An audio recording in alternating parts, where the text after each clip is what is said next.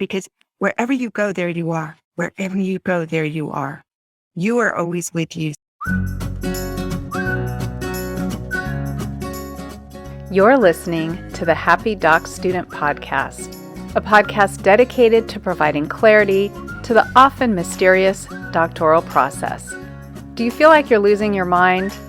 Let me and my guests show you how to put more joy in your journey and graduate with your sanity, health, and relationships intact. I'm your host, Dr. Heather Frederick, and this is episode 82. And on this episode, I welcome Sheryl Anjenette.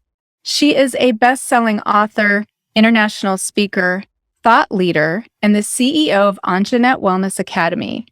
Her 30-year business background intersects with her vast mindfulness training that includes integrative hypnotherapy, NLP, and clinical and advanced certifications in cognitive behavioral neuroscience and stress, anxiety, and self-regulation. Sheryl works with individuals, small groups, and organizations to eliminate two things that are prevalent in this audience: imposter syndrome and burnout. Sheryl, welcome to the show. Thank you so much, Heather. So happy to be here with you. I thought we would start today by you sharing with the audience just a little bit about your story. Yeah, well, I was 30 years in the business world, and in that, I was an entrepreneur 3 times. One of my companies I had for 20 years. And then I was also a senior executive for a couple of very large organizations, billion-dollar companies. So C-suite, which means you've worn all the hats. You don't get to the C-suite without having played, been the beginner and middle management and all the roles. So I've kind of been there, done that in the business world. And actually, one of my very first companies was called Performance Alliance, and it was really around organizational health. So I've always just had a passion for how people really work, live, find a healthy balance in their work life. Because let's face it, we spend about half of our time at work. And so that being said, I kind of come full circle. I did this deep dive into the healing art. So I'm an integrative hypnotherapist. And that simply means that I've studied and I practiced multiple modalities of hypnotherapy. NLP, some energy psychology, and, as you mentioned, some of my degrees in cognitive behavioral neuroscience and in stress, anxiety, and self-regulation. And really what happened for me is there was this point where I was helping people really kind of manifest their dreams. And I was looking at it somewhat with the gap analyst hat on. I was saying, why do some people manifest? Why are some people so easily sort of able to create what they want in their lives, and others get stuck and held back and have these blocks and fears and, limiting beliefs of what is going on? And I found this umbrella topic, imposter syndrome. As I dove into it, I thought, wow, that's where the cracks in the foundation are. And before we can really manifest, we have to fix the foundation, right? So I really did this deep dive. I spent a lot of time really working with groups of people on panels, asking questions, doing my research. And I noticed that nobody was coming up with a full solution, a way past imposter syndrome. I saw a lot of great strategies, a lot of great techniques to kind of get through it, feel your fear and do it anyway, and just little tricks. But people still felt that deep anxiety, and they had the rumination, and they still found themselves sabotaging their best effort. So I thought, no, there's got to be a way past this. So I pulled on my hypnotherapy hat, which is the time where we can do the deep dive, where we can really go back and find that root cause. And I thought, this is it. If we really need a holistic approach, inside out, outside in, work with the root. Pull up those roots, till the soil, plant better seeds, but also repattern the mind outside in, because our mind does become patterned, if that makes sense. It does. And all this work led to a book that you have out. Yeah, it did. It's called The Imposter Lies Within. Silence Your Inner Critic, Tame Your Fear, Unleash Your Badassery. And the title really is a double entendre. The imposter lies within, and it lies within, right? right? So it's in us. One of the myths of imposter syndrome is people say, well, you're not really an imposter, so you not have imposter syndrome. And you see, that's a fallacy because imposter syndrome doesn't mean you're an imposter, and it doesn't mean other people think you're an imposter. It's that we feel inside, internally, like we're an imposter, we're a fraud, we're a fake, that other people are going to figure it out. And I love that you're giving a definition, because for some people, although I believe everyone experiences that feeling at some point in their life, there may be people on the call who are saying imposter syndrome, that's a new concept for me. It's actually widely studied in the field of academics, particularly with doctoral students. And it's this feeling that you don't belong, like you said, that you're going to get found out, that you're not supposed to be here, you're not good enough. Despite evidence to the contrary. So there's actually a disconnect, a cognitive dissonance. Reality and perception do not match. So, highly accomplished people, think Albert Einstein, Tina Fey, Maya Angelou, Sheryl Sandberg, really talk prolifically about experiencing imposter syndrome. So it's despite evidence to the contrary. We're not learning. There's this maladaptive behavior that takes over. And you love to dispel myths that are out there. And as we dispel myths, we become more aware, more educated, right? Empowered to do something. So would you share some of the other myths with us? Yeah. So, one of the myths is feel your fear and do it anyways. The cure for imposter syndrome, just push through. You'll gain more confidence. And as you gain more confidence, you won't have this imposter syndrome thing. Now, here's what happens. The majority of people who experience imposter syndrome are not beginners. They're very accomplished. They've done that.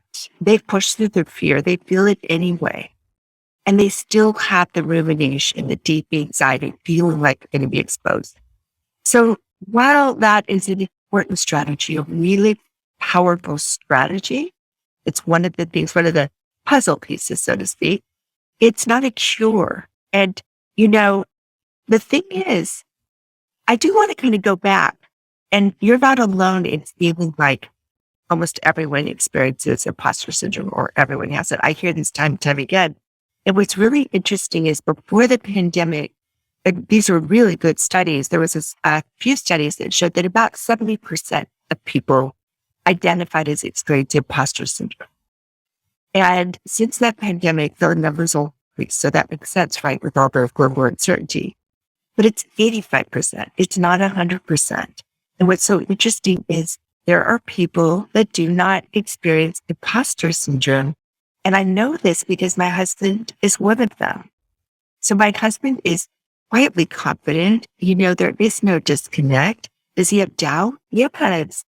Does he have fear? Of course. Does he occasionally compare himself or his work to others? Of course. But in the healthy zone, what I call the healthy zone, which is a concept that I coined in my book, it's this adaptive place where feelings of doubt and fear are natural. They're wired into us. They're not going away. Fear is our great protector, but in the healthy zone, it works for us, not against us. Doubt as well, right? Rather than crippling self-doubt is our discernment muscle. We need some doubt. Otherwise, we believe everything. So I do want to get into the myths. So one of the myths is feel your fear and do it anyway. So that's the cure. So it's 85%-ish of people experiencing imposter syndrome. Let's say a good percentage of those have felt their fear and do it anyway. It's not a cure, but it is a good strategy. Another one was what I just talked about. It's normal. Everyone has it. You just have to live with it. And the reason I say this is the myth, and I'm probably the only one I know that says this. So I'm definitely going against the tide, including some other authors and people that have really come out strongly about imposter syndrome. I've heard them say, just normalize it, normalize it. So here's the thing, Heather. If that feeling of not belonging and this feeling to mask up, I have to hide these emotions. when we're feeling this, we really feel alone in our experience, don't we? We go out there and we think, everybody else seems so confident. Nobody else is feeling this way. And then we realize, wow, it seems like 85%, like such a high percentage of people are experiencing this. So the pendulum swing. I want you to think about this pendulum because we'll talk about it more. Pendulum swing to the other side is like, well, everybody has it. So it's normal. You just have to live with it. Or it's always going to rear its ugly head. It gets better, but then something happens. So when we normalize something, we create a new self, right? So I think it's dangerous to normalize imposter syndrome. It's like saying, I'm just going to live with it. If you believe that, that will be your truth because what we believe is what is our reality. So I encourage people not to accept this, to be stubborn. I love that. Yes. I love that resistance of saying, no, it doesn't have to be normal. No, it doesn't. You have a front row seat with someone who doesn't experience it. That must be pretty cool. I do. And I've gotten myself past it. And getting past it doesn't mean that, I don't have doubt or fear, or I don't occasionally get on something in my head and it sticks with me, but I recognize it immediately. I know deep inside that I am good enough and I am worthy and I am deserving and my voice does matter and I do matter. I remind myself of that. I feel at peace with that. And when something comes into my head and it starts to ruminate, like the hamster wheel, I tell it, either you get productive. This is either a problem to be worked out and you can stick around as long as you're being productive, or you need to leave because you're not helping anything. Thank you for the thought, but goodbye. Let it go. I love that strategy. I'm huge into self-talk. Yes. Self-talk, right? I never thought I was a bully until I heard how I speak to myself. It's like the bully in the brain. Why do we do that? So another one, and I think this is really an important one, is that it's a female phenomenon that only women had. Now, you talked about that early study, right, in 1972. Do you know that that was done by women with only a pool of women? And by the way, only white women. So there was no diversity there. And so we have to be really careful with, and we're speaking with academics, so we know this, with which study to look at and make sure it's a complete study. Since that time, there have been some really good studies that have been done that show that men and women experience imposter syndrome almost equally, just differently. Almost equally, just differently. This is really important. Interesting. 49% men, 52% women. But there are some gender differences. So that's really, really, I think that's insightful. Why is that damaging? Because if a man is experiencing, they may tend to suppress their emotions even more. They feel like, well, that's only for women. I shouldn't be experiencing self-doubt, right? This crippling self-doubt. I shouldn't be experiencing, this feeling of never good enough. I'm never good enough. So it's important for men, especially because they're conditioned to suppress emotion, to begin to feel that as well. Then they're more like imposter syndrome is a good thing. It's not a good thing. It's a good thing to push yourself. It's a good thing to set the bar high. It's not a good thing when you're in chronic stress and rumination and losing and having your health affected. And when your first thought is, I'm not good enough. That's not a good thing. It's never a good thing. So we have to be careful about getting into that health zone, or it's, keeps you humble. Why do people get confidence with arrogance? Why do we equate confidence with arrogance? You see, a lot of times that pendulum swings to the other side and somebody acts super confident and they do become arrogant, but that's not in the healthy. So in the healthy zone, confidence is quiet. It's assured. And if we think about it, when we're around people that are confident, don't we feel better? Would you rather be in the presence of someone that was confident than someone that was really unsure of themselves and making you feel a little uneasy with their unease? Right? So, yeah. And with all the energy work that you've done and my interest dappling there, I mean, everyone's emitting an energetic field, right? And we feel it. And so you do feel when you're in the presence of someone that's vibrating that type of calm, cool, stable confidence, it does impact you. It does. It does. So think about that pendulum. Think about almost like this circle here. We're dynamic beings. So it's not a pinpoint. There is no perfection. Things happen. We move. Sometimes that pendulum will get to the edge or even swing a little outside it. But when we have overcome imposter syndrome, where we've connected how we feel with our reality, you see, we feel good enough deep inside that inner confidence.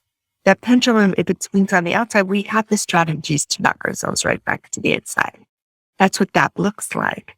The last one, and I think this is important because I know a lot of our students, right? A lot of people believe that, and I talked around this before, that it's only because you're a beginner. But here's the thing, when you're a beginner at anything, it's natural to have some doubt and some fear, and to be curious and to look at others and compare yourself. Listen, I was just driving to a brand new workout, a new class that I hadn't ever done before. And I started realizing that I was feeling a little bit of doubt and I was a little bit nervous, fearful, nervous.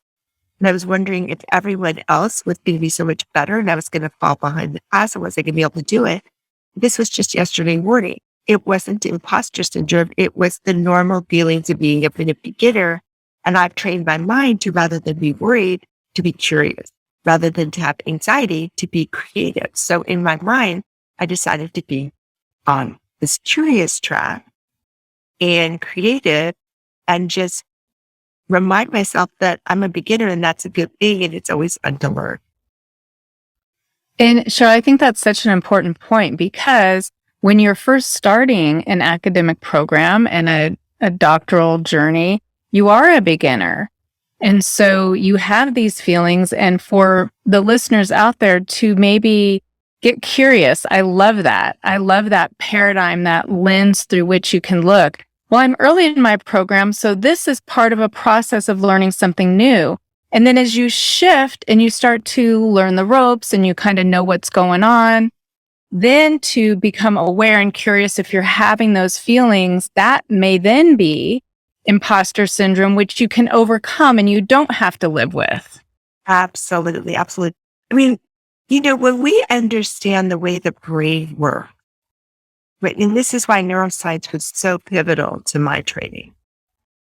When we really understand that, we bring in new information and we use our prefrontal cortex, that part of our brain right behind our forehead, to start to bring this new information in. We use our discernment, we use our logic, our reasoning, and we start to look at that, right? But if it just stays there and it goes away, it never goes into our memory. So there's this process of learning and repetition and practicing things for it to sit into our hippocampus and become a part of our memory, and for us to create those neural pathways, right? So it sits in there. And so when we understand that, we know there's just a learning curve. There's a competency staircase to everything we do. Everything. Making a new recipe, right? Right. Going to a new workout class or going into a new, academic program. So it sounds like what you're saying is in order to overcome this thing that we don't have to live with, you're reprogramming. You were running a program. If we think of our minds like a computer, there was software that was running this, and you're suggesting you can overcome it by getting an upgrade, maybe new programming. Yeah. So there's two pieces of it. So what I do, and this is why it's holistic, when I said inside out, outside in, I want you to think about the inside out, doing the deep dive, getting those roots as reprogramming. Because a lot of that early programming, we didn't choose it. We were just these emotional, squishy beings, right? These children, and taking in the world, and an experience happens, and it's not so much the experience, but the meaning or interpretation we had, and it layers in. And our mind looks for evidence to make us right. And the mind has a negative bias. So we keep going to, well, maybe I'm not good enough. Maybe I'm not worthy. Maybe I'm not deserving. And that becomes our belief system. So we have to reprogram that. So reprogram, yes, but also repattern. So the two re's are reprogram and repattern, because our brain creates neural pathways for pattern of our beliefs, thoughts, and self-talk in the same way that it does our behaviors and our actions. Usually we think of habits as our behaviors, our actions. But it starts with beliefs. It starts with beliefs that inform the thoughts. And this is another concept I pointed in the book. It's called the mind stack. And we do the deep dive below the book, actually. So the foundational layer are our experiences, not even the belief system yet. It's the experiences, because we know that two people can have the exact same experience and come away with completely different meanings, interpretations, weightiness, right? The weight or impact it has on their life. So it's our little being with our personality, our unique, set, DNA, data set. And we go in and we have an experience and we give this a meaning or an interpretation. That becomes our belief system about ourselves in the world that informs our thoughts. And our thoughts that inform what you were talking about, our self-talk, the bully in the brain. And by the way, we all have an inner critic. They just don't have to take front and center stage. They don't have to be the one with the bullhorn. We can pull away the bullhorn. We can listen to them. We could put them back in the corner and let our coach come out, our best friend, because wherever you go, there you are. Wherever you go, there you are. You are always with you. So you want to hang out with a bully in the brain? Or would you like to hang out with your best? Would you like to hang out with somebody that always has your back? That's always helping you?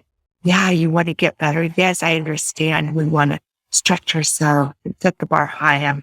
I was that overachiever too, but let's do it in a healthy way where it's energizing, not depleting.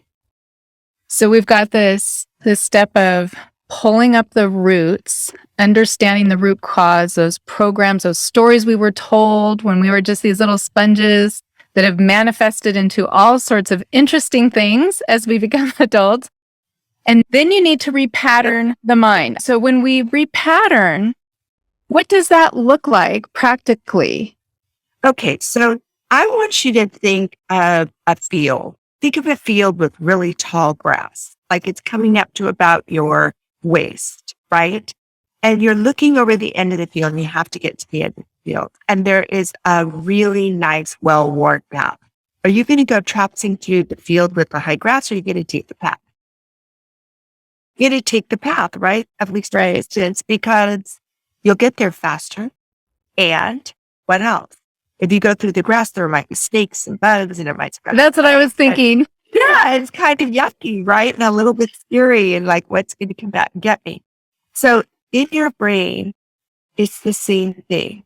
Your neurons connect in pathways, and if they do it long enough, it becomes very familiar, and that thought, that belief, the self-talk, the behavior is going to want to just go down that familiar pathway.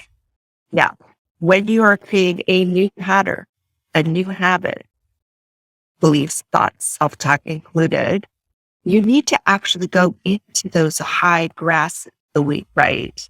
And you need to forge a new trail. Now, if you do it one, the other one's still there, right? You're going to want to jump back to it. That's why we start a new pattern and we jump back to the old one. That one's still the well-worn now. So you need to do it long enough that the new one becomes the well-worn path and the old one starts to grow in because nobody's going down it. It doesn't fully go away. Like if you really look for it, it's still going to be there. That's why neuroscientists call it, it's extinct. It's not gone. We don't get rid of it. So it is possible. And sometimes we'll have, unconscious secondary motivations and we'll jump back to it. So we need to be aware of those. Those are like, I want to be thin and I want to eat healthy, but I also love my ice cream and my tacos and my whatever, buttery popcorn. So it's like we have to deal with those undercurrents that are in the unconscious mind. But you push that away over there, it becomes kind of extinct. So that's why the repatterning, it's not like, reprogramming is fairly quick. It's interesting. Usually with my clients, I have clients I work with 1 or 2 sessions. Some, it's about 3 months. Occasionally they'll go longer just because they want to, but we can usually reprogram the things that clients want to. By the way, I'm just a guide. I don't implant any messages or do anything strange. It's really just about them, but it's like a guide. But we can do the reprogramming really fast. It's the repatterning, though, that takes time because you do need to create that new neural pathway. Your brain needs to say, you know what, you're really not going down this pathway anymore. This is the one. So it's going to become faster and easier, and it's going to start going on automatic. So you bring the unconscious conscious, you switch it up, and then you put the new patterns into the unconscious. You make it unconscious again through repetition. I love that visual because it makes it so understandable. Here's this path of least resistance. You're going to go down it. And it explains why you may be able to reprogram. It really explains why people could say something like, well, I've done this or I've tried this and I thought I had it fixed, but here I am down that old path. Well, there's two separate things. You have to reprogram, but then you can't just walk down that grass once. You need to beat that path down. It's going to take, I don't know if necessarily time is really a part of it, but commitment to firing the new pathway in your brain. And it's so easy to self-sabotage. It's so easy. And, it's funny. I launched not a course. I don't want to call it a course because it's not just about learning. It's about doing. It's about going somewhere and having a real transformation. So I call it a voyage. I call it a voyage because I don't know that we just need one more course. The learning, the knowledge is great, but there seems to be a gap between knowing and doing. We get stuck in our head. It's like, okay, now I know, I understand, but I still feel, or I'm still not doing this thing. So this is actually a voyage past self-sabotage so that we can cross that bridge. We can get to the other side. So as I was looking at self-sabotage, I was just thinking, there are just so many ways that it rears its ugly head. Right? And procrastinate, we overthink. So when you were talking earlier, I thought about what I call one of the other bullies. And these are the sabotage bullies. And we talked about experience. You said, I tried that. So maybe I shouldn't do this. I've already tried that. This is a really big one. Experience can be one of the biggest ways we self-sabotage. Either we say, I don't have enough experience. So who am I to do that? I haven't done it before. Well, when are you going to do it if you don't try? Right? I mean, I'm thinking as you're talking things like meditation, people will say right away, I don't know how to do that. Yeah. Yeah. The other big one is people trying something like starting a business or doing something in their business or maybe doing meditation or trying to, I don't like to say lose weight. That's what most people say, reduce their weight, right? They'll say, I've done that. I've tried it. It doesn't work. Right? Or I fail. Can you change the word failure to feedback? There really is no failure. Failure is just feedback. And I think of it as a missed take, like a director's clapper. Instead of a mistake, it's a missed take. Take one, take two, take three. You iterate to great. So going back to experience is like this, I call her experience Ethel, by the way. I've given them all names. So Ethel comes around and she'll tell you why you can't do something. Try that. You're not going to do it. Why are you going to try again? And so we have to overcome that. We have to realize that's just another bully in the brain. That's another voice that is not helping us. If you tried it before, great. What did you learn? What can you do a little differently this next time? And as I said, iterate to great. What's the next iteration going to look like? And if you don't get it that time, you try it again. We have plenty of great models. What was the Colonel Sanders is the famous one, Kentucky Fried Chicken. It was like he went to 100 or 1,000. Something crazy, just like the light bulb, right? Right. Exactly. Sheryl, I love that you name the different voices. That was something that someone encouraged me to do years and years ago. And it really, I don't know if it's because I'm a visual and auditory learner, but I haven't named them. I'm going to do that after this podcast, but I can see them and they have very distinct looks about them. And they're not just little mini me's. My critic is an older man, for example, but I can tell them, okay, come, let's have a chat. And then I have a bench where I can go put them. And so I love that through this journey, you're empowering people to have tools so they can repattern how they're thinking. Is this a journey that is open and people could still jump on board, or have you closed that journey? Yeah, absolutely. I have one going on right now. My next one for 2022, the last one for 2022 will launch on October 19th. Well, I'll make sure everyone has ways to connect with you in the show notes, as well as a link to your book. But before we started recording, we were talking about Clubhouse. That's an app. It's a way to engage and continue conversation. If you don't know about it, check it out. And right now you have a room that you do every Wednesday morning at 9 a.m. Pacific, noon Eastern. Do you want to share a little bit about that? Yeah, so my club on Clubhouse is called the Inside Out Club.